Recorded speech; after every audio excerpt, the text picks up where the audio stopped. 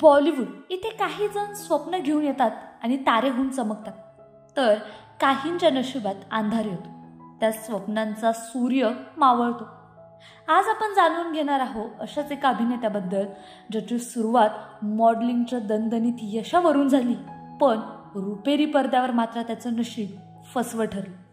त्याचं नाव होतं दीपक मल्होत्रा. बँगलोरमध्ये जन्मलेल्या दीपकने 80च्या दशकात मॉडेलिंग क्षेत्रात मोठं यश मिळवलं. देशातील प्रसिद्ध प्रिंट आणि रॅम्प मॉडेलचा तो प्रसिद्ध मॉडेल होता. एवढंच काय तर विमल ब्रँडचा तो चेहरा देखील ठरला. 1.5 लाखाचं मानधन घेणारा देशातील सर्वात महागडा मॉडेल तो बनला. चित्रपट क्षेत्रात येण्यासाठी मात्र त्याला फार वाट पाहावी लागली नाही. यश चोपडा यांच्या लम्हे या चित्रपटातून त्याने पदार्पण केलं. या सिनेमात श्रीदेवी आणि अनिल कपूर मुख्य भूमिकेत होते.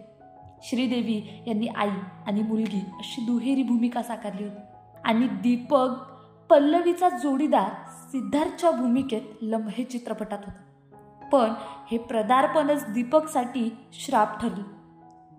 लम्हे बॉक्स ऑफिसवर यशस्वी ठरला, मात्र समीक्षकांनी दीपकच्या अभिनयावर सडकून टीका केली आणि एक सीन ज्यात पल्लवी बेशुद्ध पडते आणि सिद्धार्थ तिला हाक मारतो, पल्लू. हा सीन तर चेष्टेचा विषय ठरला. 90च्या दशकात या एका उच्चारामुळे तो मीम्सचा आणि टीकेचा चेहरा पडला. लम्हेनंतर यश चोपडा यांनी डरमध्ये दीपकला घेतलं होतं, पण तेथून देखील त्याला रिप्लेस करून त्याची जागा सनी देओलला देण्यात आली. बेखुदीमध्ये देखील त्याला रिप्लेस करण्यात आलं. सूर्यवंशम, जुनून अशा अनेक चित्रपटांमधून तो बाहेर फेकला गेला. कधी शाहरुख खान, कधी आमिर खान यासारख्या तरुण अभिनेत्यांनी बॉलिवूडमध्ये जोरदार एंट्री केली आणि दीपक मल्होत्राला मागे फेकले.